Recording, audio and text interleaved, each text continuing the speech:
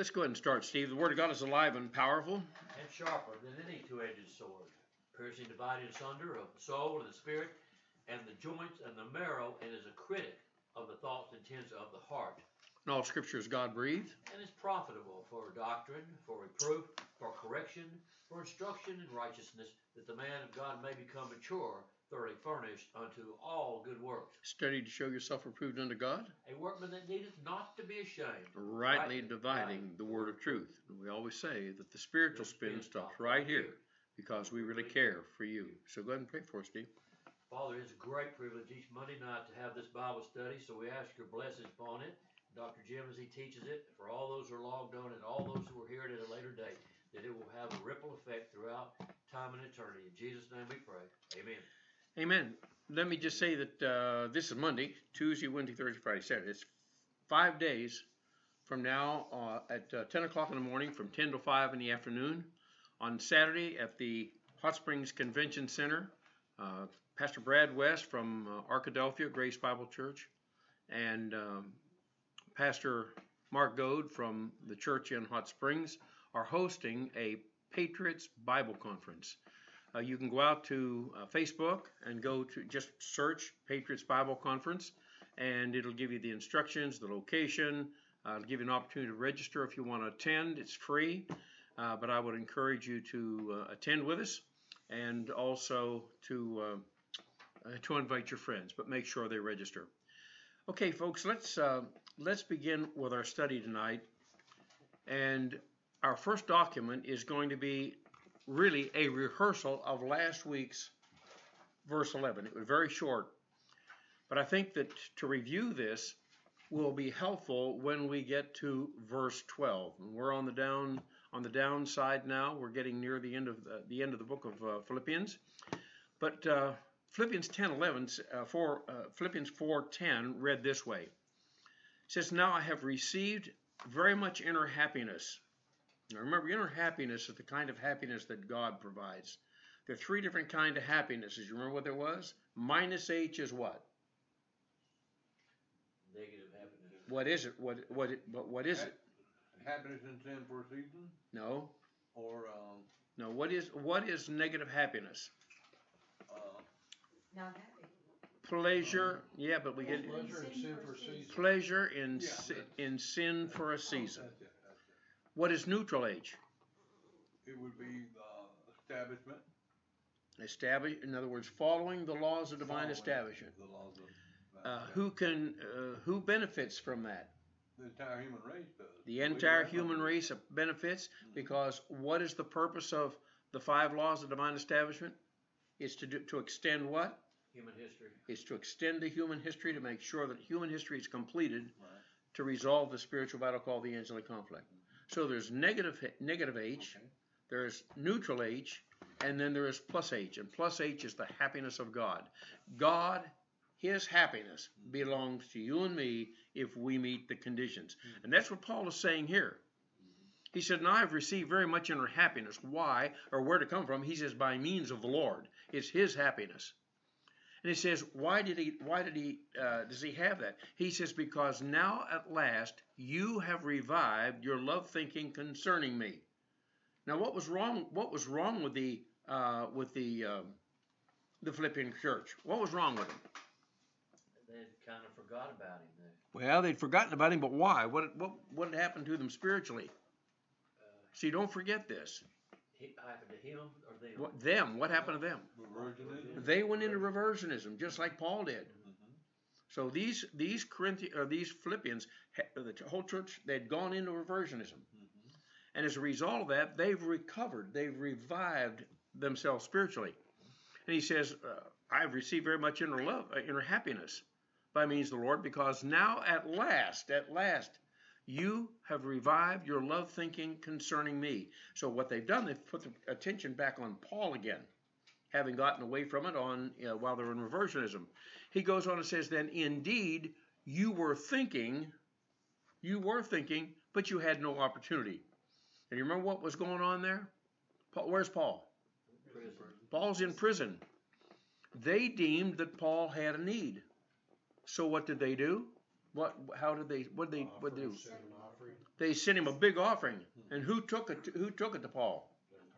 Their pastor took it to Paul. That's exactly right. So now he says in verse 11, and this comes from the King James Version, he says, not that I speak in respect of want, for I have learned in whatsoever state I am, therewith to be content. Now let me point out something. Religious people can't do that. Religious people can't find contentment in whatever state they find themselves in. They'll find a temporary happiness. They'll find a neutral H when things are going right for them.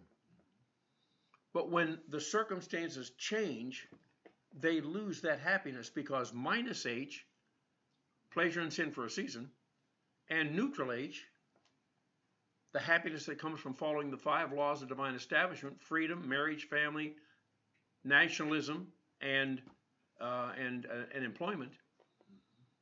If you lose your job, if your wife departs, if you decide to depart, if you find yourself no longer free or bound by the government, whatever, you lose that happiness. So minus H and neutral H are temporary. But plus H, the inner happiness, the happiness of God, can be permanent, depending upon whether or not you're meeting the conditions. So Paul says, again, not that I speak in respect of want, for I have learned in whatsoever state I am, therewith to be content. Now what I want to do is I want to skip the exegesis, because we talked about that last week. And we're looking at a principle. And the principle says, if circumstances change your state of happiness, you are a slave to the details of life. So let me ask you this. If in fact your circumstances, whatever they happen to be, if because of a circumstantial change, a change in your circumstances, you're no longer happy, what type of happiness might you have had before the circumstance changed? Might have had the happiness of God. He's lost it. Never. No, that's not right. You don't lose the happiness of God if the circumstances change. I'm asking you, if your circumstances change and you lose your happiness, what kind of happiness did you have when the circumstances came? You wouldn't have had it in the first place. Yeah, you would have had You would have neutral. percent. You say neutral Or minus. or negative. That's exactly right. You see that? Yeah, you couldn't have had it in the first place, or you wouldn't have been discontent in the circumstances. Thank you very much. That's why we need to think. So the question again is, if your happiness changes because your circumstances change, what kind of happiness do you have? What I want you to do is to understand this for your own personal life. So if you're walking, and I'll guarantee you, listen, just realize this, that when you break into spiritual adulthood, babyhood, you're baby Christian, adolescent Christian, you break into spiritual adulthood and spiritual self-esteem, you know the test you're going to get. You may not remember it, but it is, we call it PPT, PPS. What is it? Providential preventive suffering. And what kind of suffering is that? That's suffering that comes to you that is a circumstance that is absolutely beyond your control, and God had it in the computer divine decrees on the ROM chip side, just waiting for you to get there. This is the angelic conflict. See, I tell you, that makes no sense until you understand that we're in the spiritual battle. Okay, so if your circumstances change, if the circumstances change your state of happiness, you are a slave to the details of life. Someone says, okay, well, that's fine, but what do you mean by details of life? These are just a few. Money, success, pleasure, social life, friends, relatives, health, sex, marriage. Stop right there. We're going to go to the next page, but I want to ask you, I mean, we've just listed 9 things here. But they need to be more than just a list. Are you concerned about money? Well, I say, yeah, got to have it. Well, who's going to provide it? You or God? I mean, it's an amazing thing, not just me. If somewhere along the line, if Steve Haynes wrote a book on the provision of God and trusting God for resources, and the interesting thing is that the very thing that he knows happens, he's gotten to the point now where he realizes what the source of income is, and maybe perhaps you have too. But he's the only one that I hear stories from, and they're just absolutely phenomenal. And I can tell you for a fact that I've been trusting the Lord since 1973 for my finances. And God has provided all along the way. Sometimes it required I got to get a job. And I'm even practicing right now for a welcome to Walmart. And how about this? Bam! All right now. You know, that's Bam Willie down here at our Walmart here. Known nationally. But success. You're shooting for success. The truth of the matter is when you stop and look at these billionaires who are out there building businesses, they have testimony of going bankrupt several times before they ever get there. But pleasure, what are you looking for? What pleases you? Social life, your friends. Well, that's okay. We'll go on to the next page now. But I want you to think about this. Children. Goodness gracious. If you're a parent, you probably realize there are times when you wish you didn't have any. But that's okay. That's okay. I know I love mine anyway. Here we go. Here's a rhetorical question then. Are you a slave to any of the above bullet points? Are you a slave to it? In other words, they're influencing you. They don't control you. They influence you. You answer that question. Because here's what we're doing. We're dealing with the spiritual side of the Christian way of life. Point A. The preceding principle, that's number 1 above, assumes that you are in a state of happiness. Now, if you go back to that principle, all the way to the top of the page, that principle was if the circumstances change your state of happiness, you are a slave to the details of life. So the principle, that preceding principle realizes that you are in a state of plus H. See, you got to be there to lose it. And that's why I asked that question, Steve. Therefore, inner happiness, the happiness that belongs to God, what that means is you are born again. You're living from the source, you're new man or new woman, being influenced by the Holy Spirit from within, residing within the sphere of the Spirit. Now, when that happens, and you're applying truth, you have the happiness of God. Therefore, inner happiness, that plus sign shouldn't be there a second after that. A circumstance that changes your inner happiness to minus happiness indicates that you have become a slave to a certain detail of life. Non-issues for the mature believer. Now, this is the mature believer. Get the picture. You've gone from babyhood to adolescence to what? Spiritual self-esteem. Was that you? Yeah, just saying we're fixing up okay. Moving? Okay. Non-issues for the mature believer. You have babyhood, adolescence, spiritual self-esteem, then to where? Spiritual autonomy to where? Now, that's where we are in this point. Non-issues for the mature believer. When you reach spiritual maturity, these things are no longer an issue to you. You don't lose your inner happiness. Poverty, lack of any type of detail of life, good circumstances, bad circumstances. Those probably embrace every possibility in life. But when you reach maturity, none of those are an issue to you. Now, what I want to do is I want to encourage you with the Apostle Paul. We're going to find him in this next verse where he says, look, it's time to move on from here. So if these are in any of these, are or become an issue for you, that is those details of life, that is evidence that you are not a mature believer. Now, I wouldn't suggest to anyone, I'm not going to look at you right now and say, well, are you a mature believer? That's not the issue.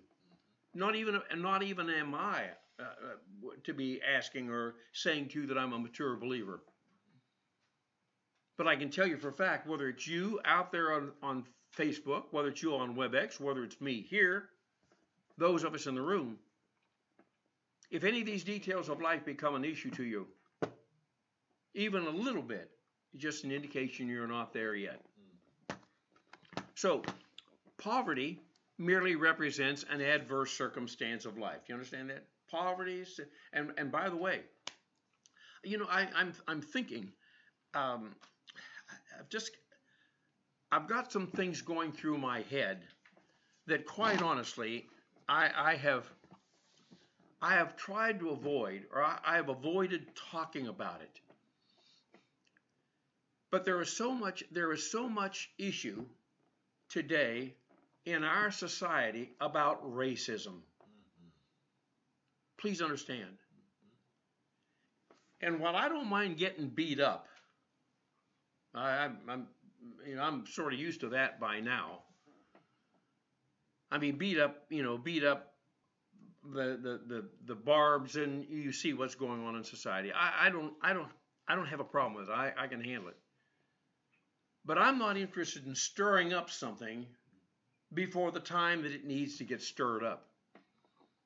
But one of these days, I'm going to address this idea of racism, because at this point in time, there is a whole liberal society out here, the progressives, that are on the side of the black race, on the side of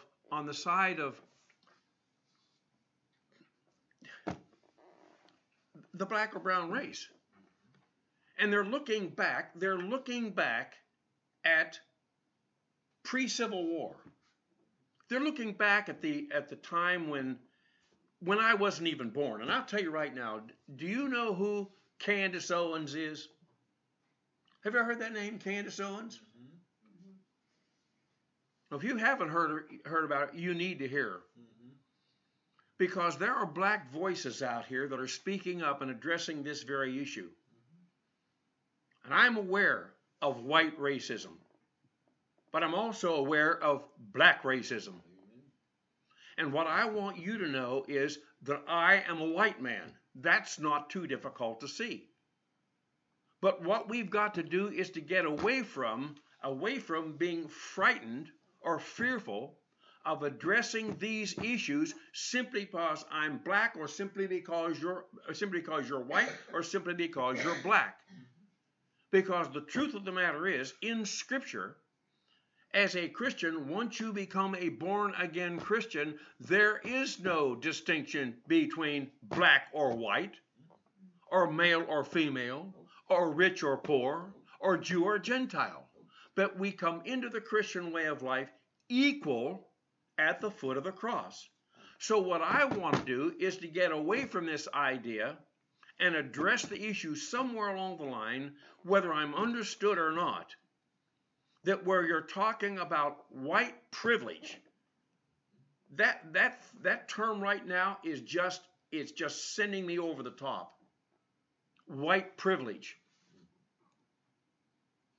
There is in this day and age, there was a black psychologist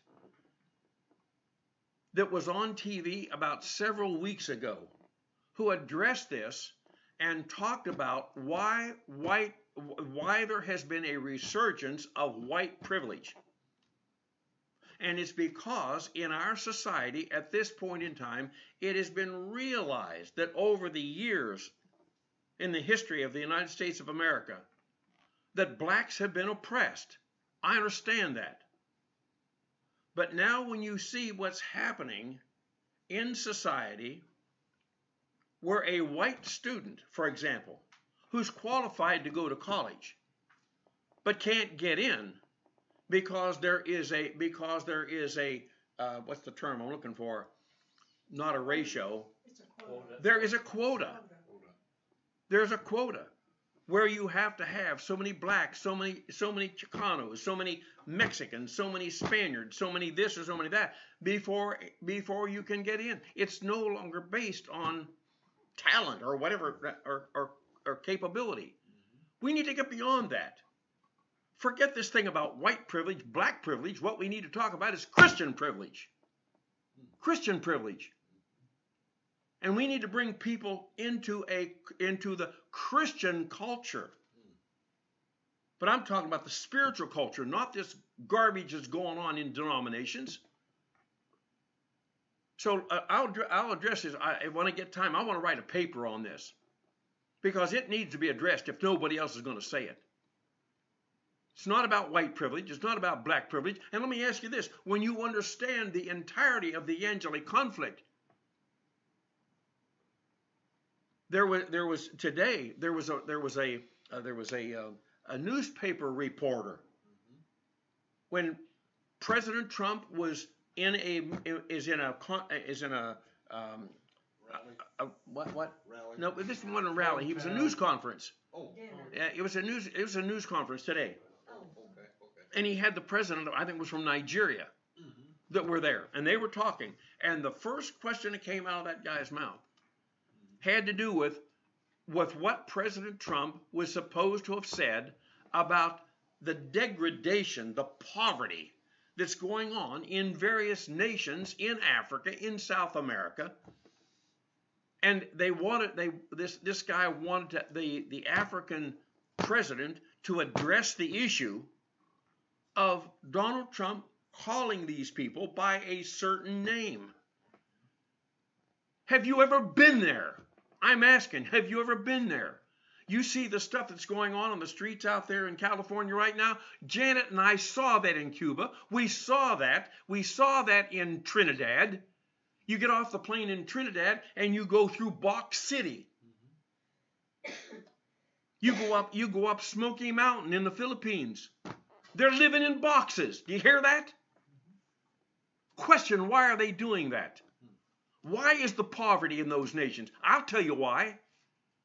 The angelic conflict says, unless you follow this code, that's where you're going. Is that clear? Do you understand that? Now, next week, if I come back and there's nobody on Facebook, nobody on WebEx, nobody in the room, I'll talk to my wife about this. But you have to grow up. This is not about black or white. It's not about rich or poor. It's not about male or female. It's Christian culture. And that Christian culture comes out of the experience of living a Christian life where your only desire is to allow Jesus to live his life through you. And by the way, don't indicate even for a second that Jesus didn't get a little disturbed over some things. Get thee behind me, Peter. Get thee behind me, Satan.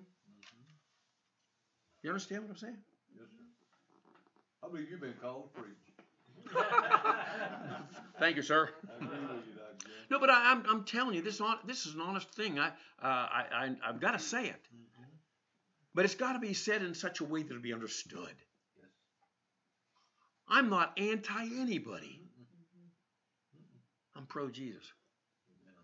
So here we go. What this verse is saying, that circumstances are never an issue to the believer who's advancing towards spiritual maturity.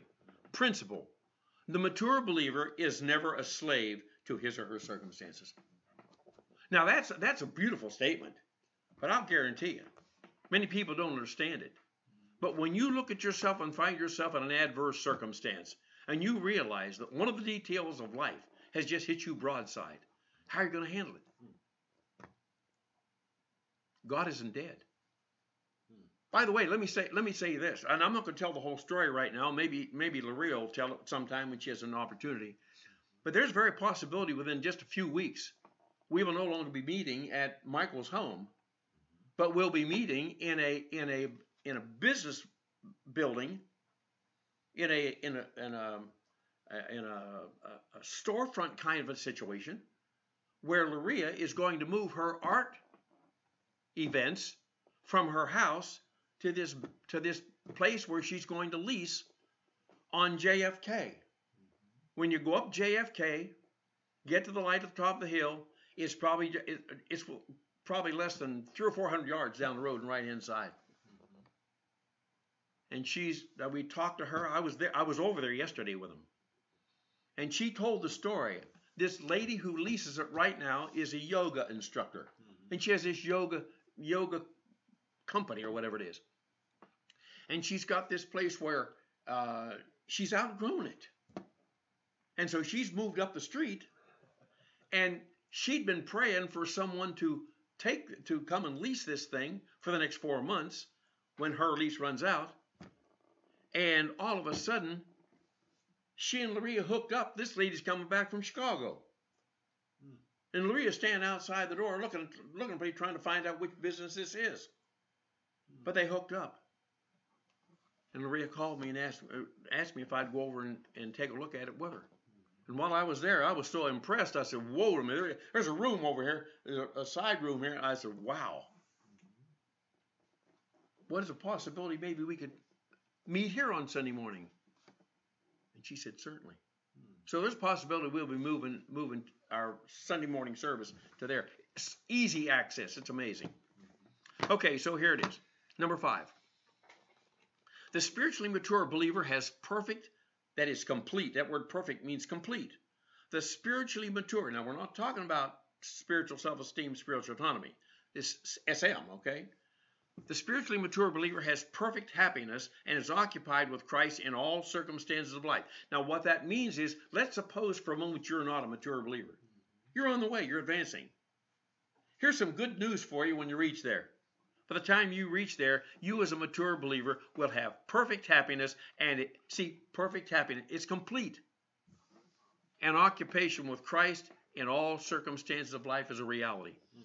For the unbeliever, or reversionistic believer, get the point now. Unbeliever on one side, you got the carnal believer over here in the blue circle and the gray circle. Carnal believer. Circumstances are always an issue in that person's life. Happiness is based upon circumstances. In other words, if they're good, hey, you're happy. If they're not, you're in the number. Lack of happiness is based on circumstances. 7. For the reversionistic believer, that's a carnal believer now. For the reversionistic believer, circumstances determine happiness. Circumstances determine lack of happiness. In other words, if the circumstances are good, you're happy. Circumstances are bad, hey, you lack happiness. But at every level of spiritual advance within spiritual adulthood. Now here again, you ought to have the picture. Spiritual babyhood down here, spiritual adolescence going up this way, and you get to spiritual self-esteem, spiritual autonomy, spiritual maturity. So at every level of spiritual advance within spiritual adulthood, at spiritual self-esteem, spiritual autonomy, spiritual maturity, at every level, moving from spiritual self-esteem to spiritual autonomy to spiritual maturity, you as a believer become less and less a slave to the details of life. Is that clear? Does that make sense?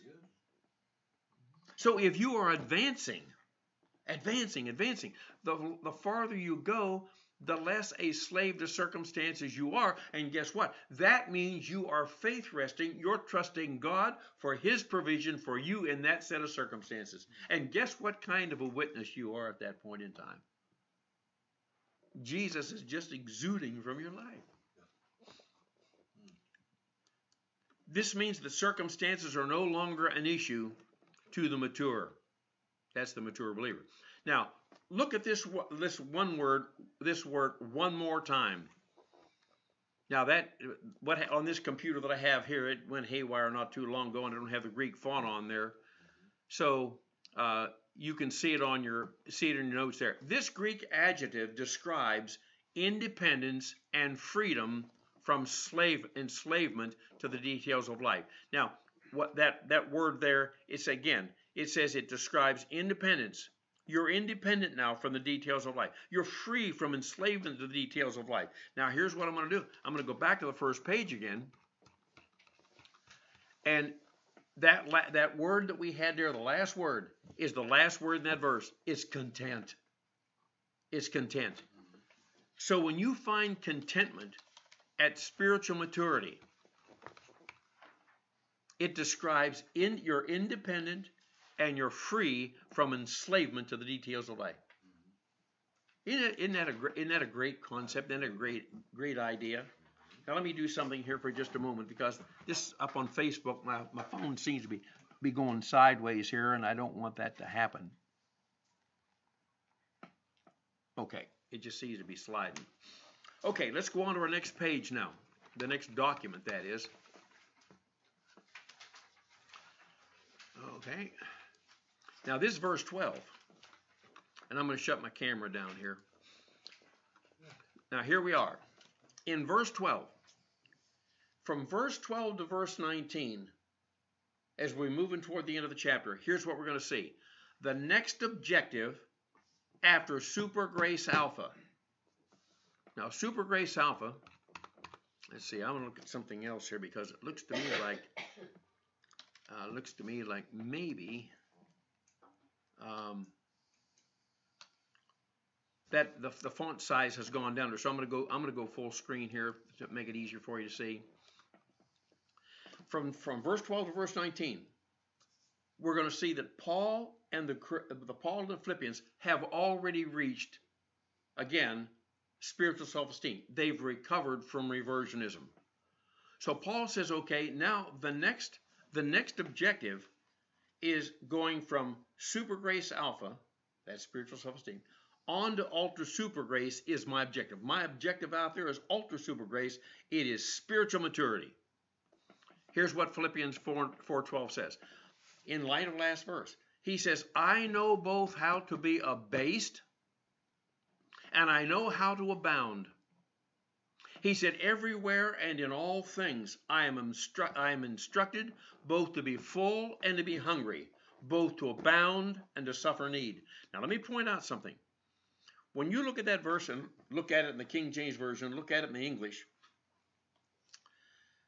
you might interpret this verse in a way that's different from what Paul is intending, what he's trying to teach here. Because it says, everywhere and in all things I am instructed to be full and to be hungry. When you read that with that part of that verse, you're thinking he's talking about a meal. He's in prison. What kind of... Oh, certainly he's not being fed the kind of stuff that we'd feed him if he was just back here in Philippi. We know what he used to get at home, but look where he is now. He's in jail. That's not where we're going with that. So we're going to show what that means here in just a moment, okay? Here's an overview of what we're going to learn from Paul. In Philippians 4:10, this is like an expanded translation now. He said, in fact, I have come to know, I have come to experience how to be degraded, that is abased, past tense. He's looking back now. He says, man, I learned something back there. I learned how to be degraded. I've learned how to be debased. He's talking about through reversionistic discipline. God is disciplining him while he is in reversionism. Guess what? Paul learned some things from that. This is one of the reasons why, Steve, when we talk about the attention getters, Sunday morning, when you go into reversionism and you get to step 5, there is no return from that. It's like terminal death. I want you to get that. I want you to listen to that thing, okay? That video. So Paul is looking back and he said, you know, God gave me some attention getters back there. And he said, from those attention getters, he said, I learned something.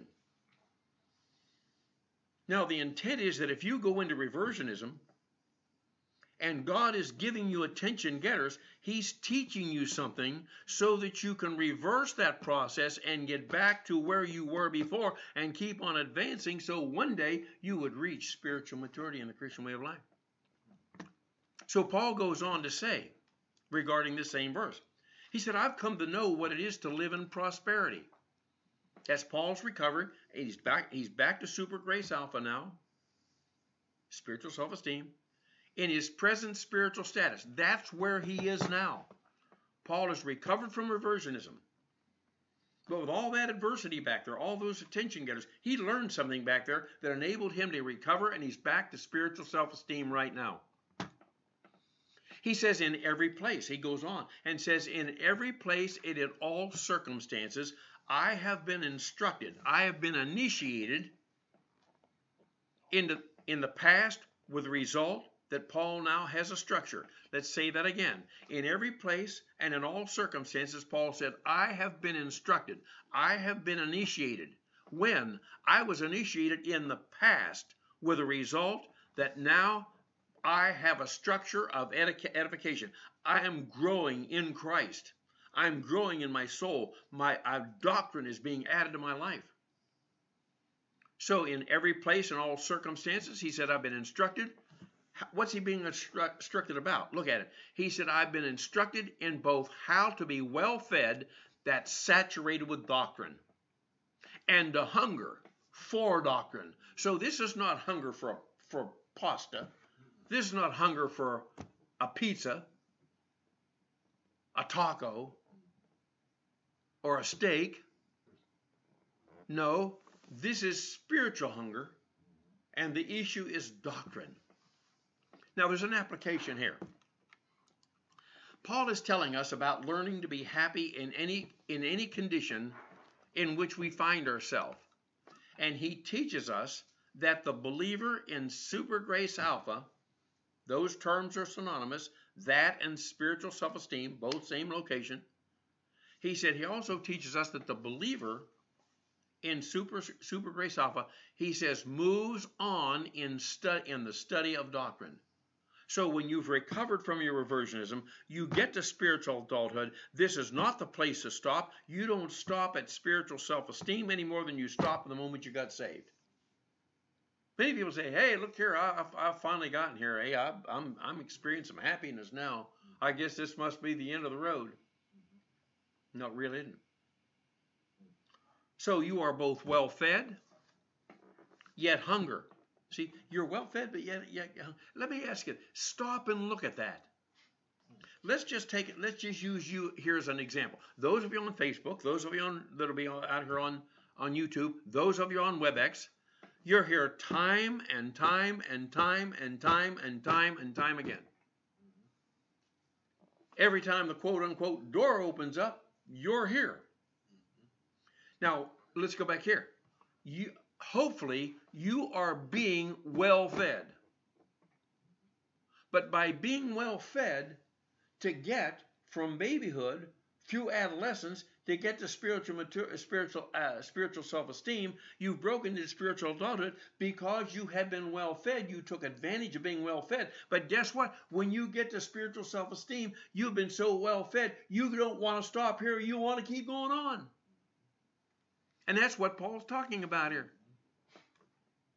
He teaches us that the believer in super grace alpha or spiritual self-esteem moves on in the study of doctrine. Why? You have been both well fed, and while you've been well fed, you don't stop there. Look at, listen, I want to ask you a question here. Let's suppose you like chocolate pie. You taste it. You love it. That's probably the last time you'll ever eat it, right? Do you get the picture? The issue is you want more of it. And as you're growing in Christ and you see what the spiritual life is all about, you can't wait to get more because you want to move on.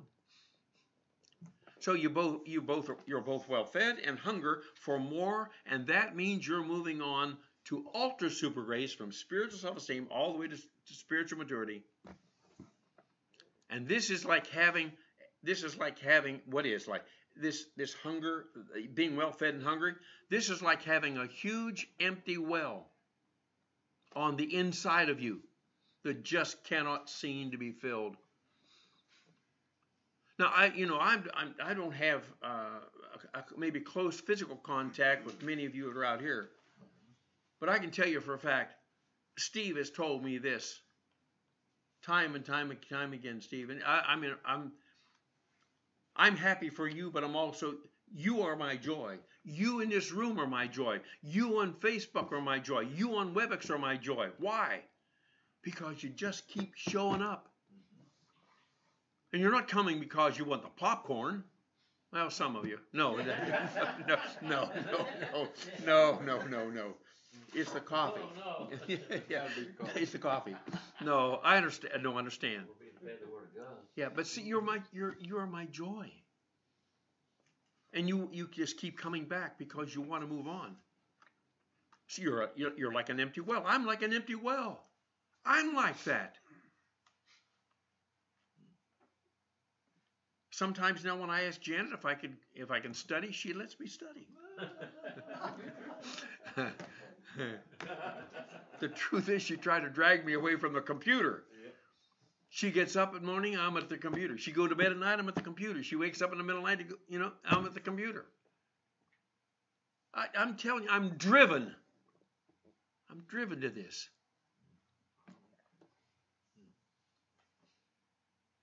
I only get one chance, and that's while I'm alive. While I'm alive. We were riding in a car. I was yesterday, today, honey. I'm a senior citizen, I forget. But we were riding in a car, and we were just sort of talking about my life in the past and the direction I've gone. She said, Janet made the statement, says, you talk about the Navy so much, you should have stayed in.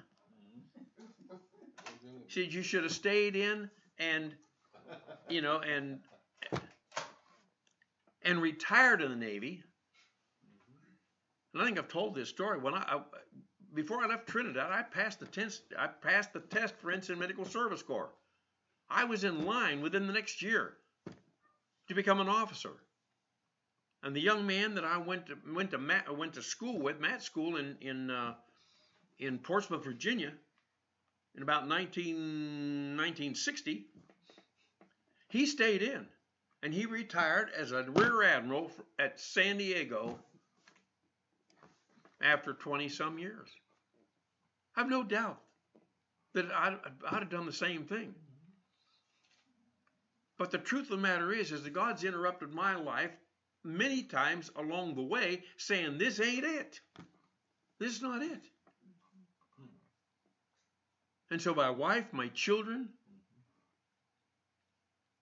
were placed under pressure that whole time. I'm a whole family going to have. They're going to have to have a. What do you call that thing? That long. Low boy. A low boy, to carry their crowns. Because the direction, and then we said, yeah, you got all this education. Where am I today? I'm sitting in front of a computer in my living room with 1, 2, 3, 20, 27, 46 in the room here. No. 1 John 1:9. No, a few in the room, some online here. But I don't want a house full. I don't want tons of people coming to me that are not interested in the Word of God. So God's taken all this time to prepare me for this. And guess what, Steve? Guess what, Marshall? I've never been happier.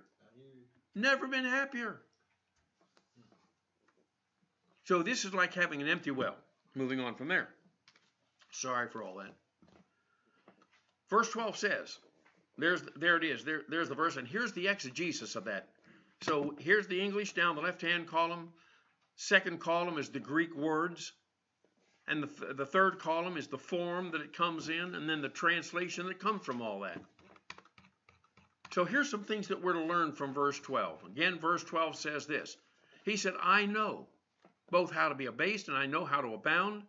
Everywhere and in all things I'm instructed both to be full and to be hungry, both to abound and to suffer need. When you take a look at all that, good gracious. So first of all, we need to take a look at 3 categories of logistical grace. These are terms that we need to understand. Logistical grace alpha, logistical grace bravo, and Charlie grace. Now, I've given these to you way back when we started with common grace, efficacious grace, saving grace, logistical grace alpha, and went through all that. But I'm just bringing this down to logistical grace itself. What is logistical grace alpha? Logistical grace. See, logistical grace. You're out on the military battlefield. You're on the front lines. You're within like hand-to-hand combat with the enemy. Guess what, Steve? You've only got a certain amount of ammunition with you at that point in time. So when you've shot all your bullets, thrown all your hand grenades, guess what? You better have some logistical support to give you some more, or you're dead. So guess what? The moment you get saved, God provided in eternity past on the ROM chip side of the computer of divine decrees, He provided you at that point in time with every logistical provision you're going to need to go from babyhood to adolescence and all the way to spiritual maturity. They're already there. So what is logistical grace alpha? It's distinguished from logistical grace bravo and Charlie grace. It's distinguished from that. It's the grace provision that you carry as a believer from salvation to spiritual adulthood, all the way to spiritual self-esteem. So from babyhood to spiritual adolescence, in that journey, God is providing logistics for you to support you to be able to get you to spiritual adulthood. That's that's logistical grace alpha. Now, logistical grace bravo, let's carry on. Logistical grace bravo is the grace that carries the believer from spiritual self-esteem through spiritual autonomy on into spiritual maturity and throughout the entirety of spiritual maturity. So that's logistical grace bravo. So logistical grace alpha is babyhood, the flat line, the diagonal line going to spiritual adolescence, and then the flat line going from in spiritual adulthood, 3 stages. That's logistical grace bravo. Well, what is logistical grace Charlie? That refers to, we refer to this as Charlie grace, just a designation, and it's the alternative for the believer who's negative toward doctrine. If you're positive toward doctrine, you're going to get logistical grace alpha for a while, and when you move on, it's going to be logistical grace bravo. But when you say, I'm not going there, I'm out of fellowship with you, God, I don't want to go that, I'm going to reject your word, I'm going to go off over here a little while, guess what? God has a grace provision for you. And that's called Charlie grace. And that's the alternative to logistical grace alpha, logistical grace bravo. And that alternative for the believer is for who are negative toward Bible doctrine, and it means a lifetime of discipline and misery. So as long the lifetime, that's assuming you're going to be there a lifetime. It's available your entire life. But you're going to get Charlie grace. And you know what Charlie grace is? What's the other name for it, Steve? AG. Yeah, AG. Operation Hot Dog. What? Operation Hot Dog. No. Attention getter. Attention getter. Yeah, See, okay. disciplinary action is an attention getter. Yeah. So all disciplinary action is your attention getter. Your attention getters is disciplinary action. You saw that? Not So, punishment. what's that? People confuse it with punishment, but it's not punishment. No, it's not punishment. It's the consequence for negative volition. Exactly. You did it yourself. And listen, it's for your good. Mm-hmm. It's for your good. Punishment is simply retribution. It's getting equal. Mm-hmm. God didn't want to get equal with somebody. He wants you to move on. That's why we shouldn't be punishing our children. Teach them to think. And in the responsible thinking process, that's why the responsible thinking room or the responsible thinking chair is not punishment, because when the child chooses to go there to think, guess what? They get off the chair anytime they want to when they have a plan to do the right thing in the right way. So 3 different kinds of logistical support. See, God's supporting you all throughout your Christian way of life. Moving on from there. Now, let's turn to the exegesis of this. Paul said, I have come to know. Well, what Paul's telling us is that he has learned something in the process of his reversion recovery. See, reversion recovery, when in that, listen, the reversion recovery, how many times have I told you, and it needs to be understood, that when you go into reversionism, you're digging your own pit. Mm-hmm. Guess what? The longer you're in reversionism, the deeper your pit. Mm-hmm. And when you go out here and you see people digging a pit along the street here, you don't dig and cut the grass, you don't dig, put the first shovel on the ground and get down 6 feet with the next shovel full. It takes you time to get down there, and guess what? The amount of time it takes you to get down there, it's going to take you, I don't know that it equates, but you don't come out of reversionism overnight. It is a process. It is a process, because you're going to have to relearn, or you're going to have to learn doctrine to be able to get out of there. It's one decision. One decision will change your direction. But when you hit the button on the first floor and your doctor's office is on the 10th, you don't hit the button and all of a sudden you're there. There may be a few stops on the way. So, Paul is telling us that he learned something in the process. So, in other words, Paul decided, boy, I'm going the wrong direction here. So he makes a decision. He changed his mind. He's now going in the opposite direction, but changing his mind didn't take him from where he had retrogressed to back to spiritual self-esteem all of a sudden. But in that process of growing, coming out of that hole that he was in, he was learning something along the way. Okay, now watch. Note something here. Paul's reversionism is teaching us and telling us, Paul is telling us that he's learned something in the process of reversion recovery. The note here, Paul's reversionism was due to the fact, how did he even get into reversionism? Listen to me, please. You may already know. But let me show you what happened. And listen, folks, it is as simple as this. God said, go left. You go right. God says, stop. You go forward. He says, go forward. You stop. He says, you do this. You do that. I want you to do this. He said, I want to do that. Here it is. Paul's reversion was due to the fact that the plan of God called for Paul to go west. Paul, travel west. I want you to go in that direction. But you know what? Paul determined. But the truth of the matter is, God would have looked at Paul and said, bad decision, Paul. Wrong geographic direction. Paul said, God says, go this way. Paul said that. Now, here's a principle that comes out of that. This is for you. This is for me. That's for us out here. Any believer who's fallen into reversionism but has not fallen below step 4, that's the emotional revolt of the soul. You can learn something in the process of recovery from reversionism. Now listen to that. Any believer who's fallen into reversionism but has not fallen below step 4, emotional revolt of the soul, can learn something in the process of reversion recovery. I want to ask you a question.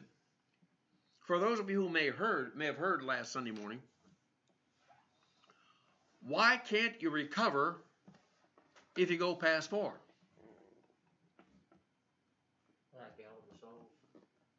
Well, there's one more before that. That's 6.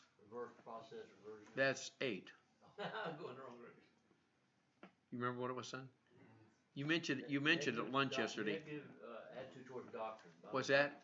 Negative attitude. That's exact. It's negative volition toward Toward doctrine. Negative volition. It's permanent negative volition. See, you're negative in step 1, 2, 3, and 4. But when you get to step 5, you are permanently ill. You're terminally ill. And remember, I gave you that illustration. In terminal illness, you don't recover. You can't reverse the direction. So what happens? You're going through 1, 2, 3, and 4, and if you only get to 4, you still have time to reverse the process. But when you get to step 5, permanent negative volition or locked-in negative volition, it means exactly what it says. And that's why in that document I explained that. Bad news when you get there. So here's the good news.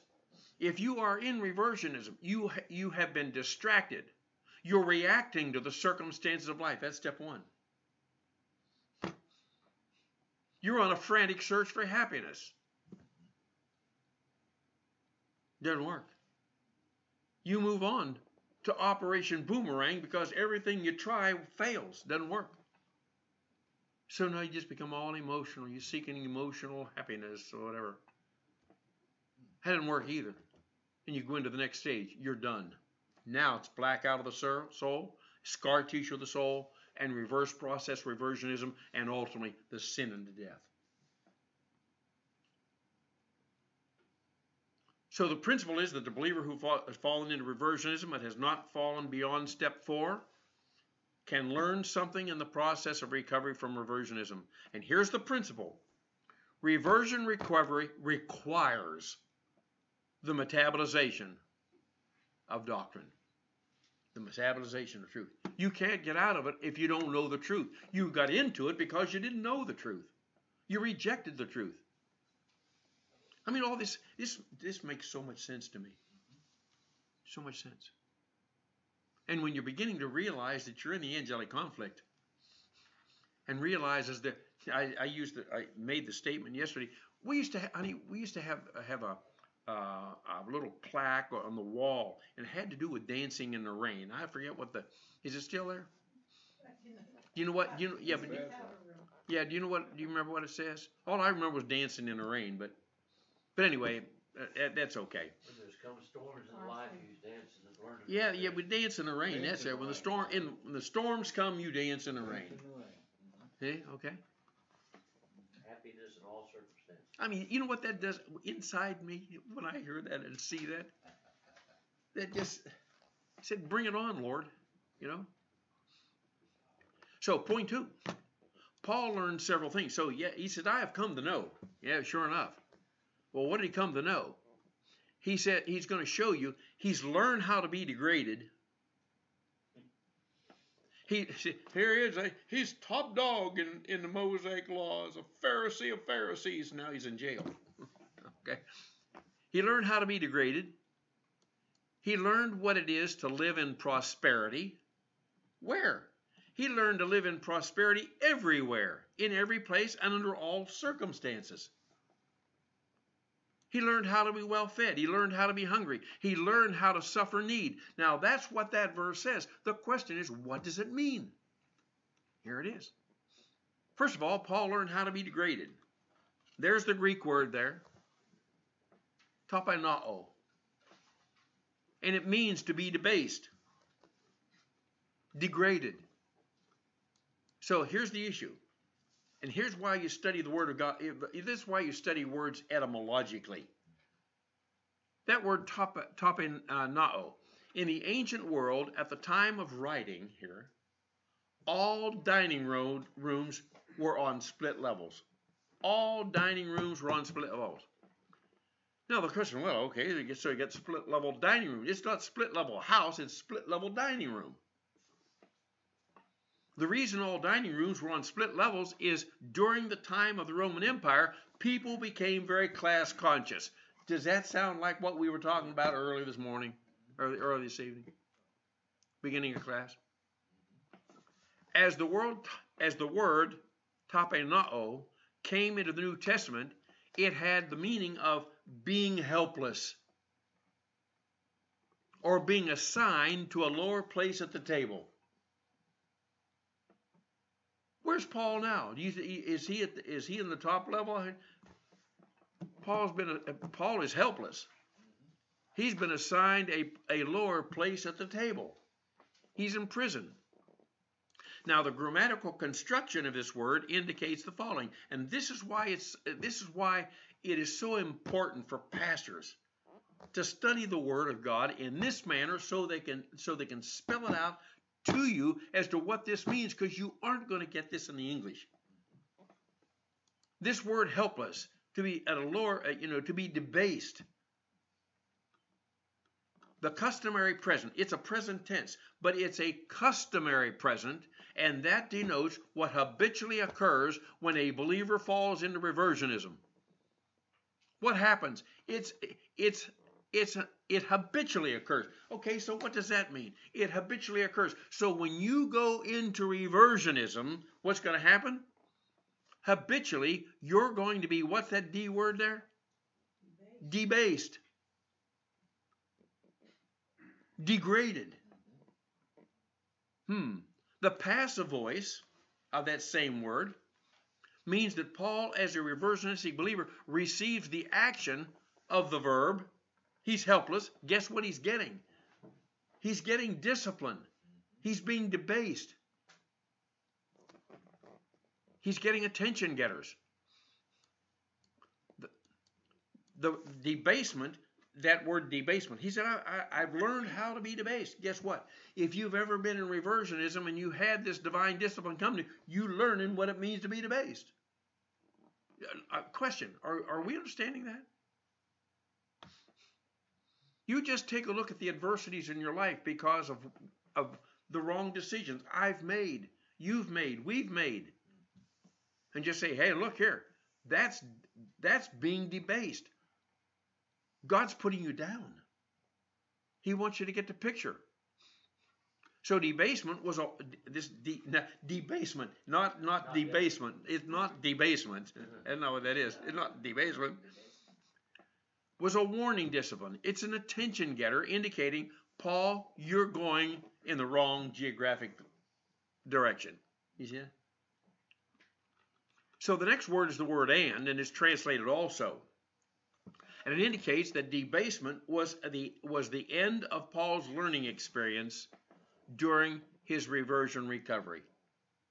In other words, it's okay, so Paul, you're being debased, and so you've been sliding down here, now you get the picture, and indicates we're going to go back in a different direction here now. So indicates that the debasement, Paul's divine discipline, was the end of Paul's learning experience during his reversion recovery. Okay. Then he goes on to say the second I know. He said, I know. And in this verse, this word has the following meaning. It's a present tense, a present perfect tense, and it means I have come to know. Now watch this. Do you understand, Steve? In reversionism, he didn't know. But he gets under divine discipline because he's gone the wrong direction. And he says, uh-oh. He said, I'm getting the picture now. He said, I'm learning something. I went in the wrong direction. So he said, I have come to know. He didn't know, but he's come to know something, okay? Let's see what it is. Through the attention getters. What's that? Through the attention getters. That's right. Got his attention. That's right. It's an active voice, and this time it's Paul in super grace alpha. He's recovered. He's learned some things. He's taken enough doctrine now. He's actually come back to spiritual self-esteem.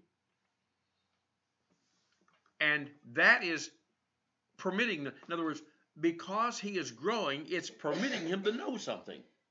If you're not learning, you can't know anything. You can't know what you don't learn. But when you're learning, you can know something.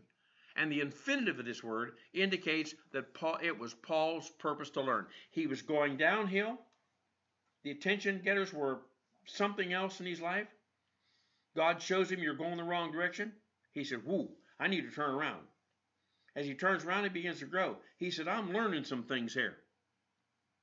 Now let's see what happens. Paul learned, what did he learn? He learned how to live in prosperity. That word is parasuo. And it means to have more than enough. So Paul, in his reversion recovery, he's learning to live in prosperity, which means he now has more than enough, and comes to mean to have, in fact, to have prosperity. It is a customary present tense, and that denotes what habitually occurs in spiritual adulthood. So what happens is, if you're in reversionism and you recover from your reversionism, or better still, even if you never go into reversionism, and you reach spiritual adulthood, guess what's going to happen? When you get there, you're going to have more than enough. That's good news. The active voice indicates that the spiritually adult believer produces his or her own prosperity by using God the Father's grace provisions. When did God provide all these things for us? Eternity past. Hey, that's right. It provided them in eternity past. Now, when do they actually become a reality? When does logistical grace alpha become a reality? You appropriate them? Yeah, when though? At what point in your life? Salvation. Okay, yeah. At what point in life does logistical grace bravo kick in? When you reach SA, spiritual adulthood. No. What's it? When you flatten out. See, that's logistical grace bravo throughout that entire period. So what this active voice, see, this word here is a present tense, it's an active voice, and the active voice tells us something. That if Paul has enough, the active voice means he's produced the action of the verb. He's the one that actually appropriated the provision that God gave him. So it indicates that the spiritually adult believer produces his or her own prosperity. You produce it using what God gave you, his tools. And that it's an infinitive of conceived result. What does an infinitive of conceived result mean? This assumes that prosperity is a consequence of being a spiritual adult believer who possesses the blessings the blessings of spiritual adulthood in 5 categories. Let's say that again. Paul said, I've learned how to live in prosperity. He's grown. He's using God's provisions. Now what happens is that infinitive of conceived results actually indicates that it's assuming, listen here, Marshall, it's assumed that if you reach spiritual adulthood, when you get there, that you are going to be the recipient of certain blessings. It's an assumption, Steve, Brian, Cody, Janet, Annette, Jim, and whoever you are out there. It's assumed that when you reach spiritual adulthood, these blessings will belong to you. What are they? Spiritual blessings, temporal blessings, blessing by association, historical blessing, and dying blessings. Those are assumed to belong to you when you reach spiritual adulthood. Now, it's important to understand something, because we started out in verse 11, and now we're in verse 12. And when you read verse 11 and verse 12, you're going to see that Paul is making a distinction in his reversionism and his coming out of that hole, getting back up to spiritual self-esteem. He's going to talk about 2 different things. We need to distinguish between circumstances and status. Someone said, well, boy, I tell you, I don't understand all you're talking about, Dr. Jim. Steve, we need to understand verse 11, verse 12, circumstances versus status. In verse 11, Paul is talking about up and down circumstances of life. He was talking about pleasant circumstances. He was talking about unpleasant circumstances. Listen to verse 11. Circumstances is the issue. He says, not because I am speaking with reference to poverty, details of life. He said, I don't lack the details of life. He said, for I have learned, even Paul had to learn, he said, I have learned in whatever circumstance I am in to keep on being self-sufficient, keep on being content, keep on being happy, keep on being satisfied. You see that word circumstances? In verse 11, Paul's talking about circumstances. But when you come to verse 11, it's pleasant circumstances, unpleasant circumstances. But listen, in verse 12, Paul is not talking about circumstances. He is talking about his status, either as a reversionist or as a spiritual adult, somewhere between spiritual self-esteem and spiritual maturity. So he's not talking, he talks about circumstances in one verse, he's talking about status in the other. Okay? In verse 12, he's talking about a reversionist. He had not yet arrived at step 5 in reversionism. He's talking about spiritual adulthood, spiritual self-esteem, all the way to spiritual maturity. So what I'm indicating when you read those two verses, in verse 11, he's talking about his circumstances, pleasant and unpleasant. In verse 12, he's talking about his status. I was a reversionist, now I'm a spiritual adult. Here's the principle. All spiritually adult believers, spiritual self-esteem, autonomy, maturity, all spiritually adult believers live in what? Live in prosperity, spiritual blessings, temporal blessings, blessing by association, historical blessings, etc. They belong to you. However, the degree of prosperity varies in visibility to others. Now let me tell you what that means. So here you are, Brian, you are prospering. You have certain blessings. What that means then is that when Annette looks at you, when I look at you, when Mom looks at you, the blessings that are yours may or may not be visible to us. But if they're not visible to us, guess who knows them? Not just talking about God. Who as a human being knows that? You, the one who has it. So what you need to realize is that when somebody's looking at you, say, hey, you know, he ain't any different than anybody else. The thought that just came to my mind is when you find yourself many times in adverse circumstances where the circumstances are the same for everybody in your periphery. And here you are, you're sticking out like a sore thumb. You're the only person in the situation that's not worried. You're the only person in the situation that's not falling apart. And they look at you and say, what's wrong with you? What do you mean, what's wrong with you? You ought to be worrying. You say, what do you mean? Well, see, everybody worries a little bit.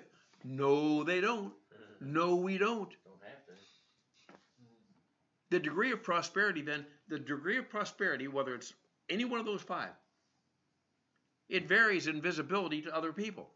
Moving on from there. Oops, hang on. Sometimes there is an outward manifestation of prosperity. What's that mean? If there's an outward manifestation, that means you can see it. So you're prospering, I can see that. But sometimes the manifestation is only in the soul. It's hidden to my eye. I can't see it. You got that? So just because you can't see your prosperity doesn't mean you don't have any. Just because I don't see your prosperity doesn't mean you don't have any. Here's the principle. You cannot look at another person and say, hey, that person's prosperity is the result of living in spiritual adulthood. You may not see it. So everywhere, he's prospering everywhere. That word enpondi here in the Greek refers to a geographic location. In other words, what Paul is saying here, he said, I've prospered everywhere.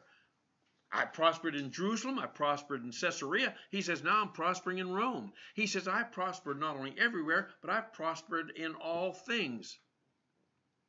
And this is a different Greek word. It's the preposition plus the locative of pos, and it means in all circumstances. So Paul says, look, I've gotten to the point in my spiritual life where he said, I am prospering everywhere and under all circumstances. The last 2 phrases, everywhere and all things, are what contributed to Paul's reversion recovery. This means that Paul finally became sick and tired. Listen to this. Paul finally became sick and tired of being sick and tired of God the Father's attention getters. And the application is that when we who are Christians, when you who are a Christian, whoever you might be, when you become sick and tired of being sick and tired of God the Father's attention getters, you have the option of reversion recovery. The choice is yours. Then he goes on and says, in the last minute or so, he said, I am instructed. This word instructed here is the word mu'eo. Now watch this. And it means to be initiated into a fraternity. It's initiation. You are initiated. So Paul was, he wasn't just instructed, he was initiated. Now look here. He's going to show you some things here that are going to be options for him to be initiated into. What that means, Steve, is here's this thing and here's this. He said, I got involved there, got involved there. God saw to it that he allowed me to get there and he allowed me to get there. What did he do? He said, I have been instructed, I have been initiated, and I'll tell you what we need to do. We need to stop here. We're out of time. So I'll stop right here. Next week when we come back, we're going to find out what he was initiated into. You can read it in your own notes. It's an amazing thing. I'll tell you what I'll do. We'll pull it apart next week, but let me go back here and see it. He said, I am instructed both to be filled with doctrine. He said, I'm initiated both to be filled with doctrine and to lack doctrine. I've been in both situations. He said, I've been in both situations. God has He's instructed me. He's allowed me to be initiated into having a whole lot. And guess what? And not having a whole lot. Pray for us.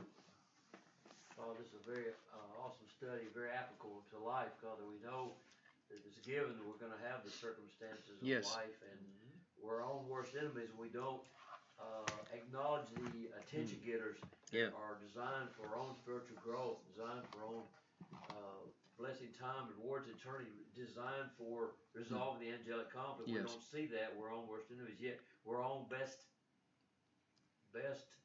cheerleader for ourselves when we jump on the road to recovery and acknowledge you as having enough grace sufficient for any circumstance we can face, and know it's part of the growing process. And then we'll look forward to seeing Jesus Christ, the author and finisher of our faith, someday. Amen. Amen. Well, let's do this very quickly. Let's find out who's with us on Facebook. Need to go here first, and just in the room here, just hang on with me for a moment. Let's see. Mike Daly, a friend of ours. This is a gentleman that is retired Marine and is a friend of mine, and I met him in ATA. Early on in my career, he was one of my instructors. And let's see. He says, hey brother. He says, hey brother Black Belt. Thank you, buddy. Yeah. Robert Rice is from Cheyenne, Wyoming. Thank you. Dorothy Staggs from Whitehall, Arkansas. Fred Librand. Thank you, Fred. I believe he's from Austin, Texas. I got a note from him today. Thank you, sir. Forrest Miller, Dr. Miller. This is my doctor for 42 years. Now retired. God bless you, Dr. Miller. Thank you so much. Brian Thornhill. Brian's down in Texas. Thank you so much. Mary Jo Lamuco from Davao City, Mindanao. Rhoda Pedras from Davao City, Mindanao. And Eddie Gallo from Las Vegas, Nevada. Jennifer Campbell. Thank you, Jennifer, for being with us tonight. Let's see here now. Eddie Gallo says, hi, Dr. Jim. Good evening. Kat Kennedy is on Facebook for a little while. Boyce Smith from Trustville, Alabama. Thank you, Boyce. God bless you. Let's see. Rhonda McNaughton. Thank you so much, Rhonda, being with us. William Bonds from Fayetteville. Bobby Davis from Little Rock. William Watson. Thank you, William, from where you are. I'm not sure. Ivory Ahmad. Thank you, Ivory. I'm not sure where you're from. Angela Harris is from California. Thank you, Angela. Justin Boyd is from Fort Smith. Thank you, Justin. He's a representative in our state here. Want to meet you one day, sir. And Johnny Johnson. Johnny Johnson is another ATA instructor from owner of an ATA academy in Missouri. Thank you, sir. And Mike Daly again. Oh, that's it. So God bless you. Going to log off on Facebook now. Good day. We'll be back on Wednesday with Chaplain Steve Haynes. Let's go back here just very quickly now and see who's online with us on WebEx. Jim Bertell's here. Wow. Okay. Adrian Garman from Little Rock, Arkansas. Barbara Harrison from Houston, Texas. Bob and Wilma Bonds from Fayetteville. Leanne right around the corner here in the house. Danny and Carolyn Plummer from Rogers, Arkansas. Henry and Kat Kennedy from New Chesney, Texas. Joey Simmons from Little Rock. Let's see. Kim Williams from Little Rock. Richard and Nita Clark from Little Rock. Roger Lamuco from Dallas City, Mindanao, and Varnell family from Antioch, Arkansas. And a chat message. Not yet got to my. Kat hasn't yet gotten the opportunity to download Facebook. Thank God you decided to shepherd those of us for. She says I thank God for you who has decided to shepherd those of us for such a huge appetite for doctrinal spiritual growth. Thank you so much, Kat. God love you. I appreciate you and Henry and all the rest. Good day now. Going to shut it all down. Shut this one down here and this one right here.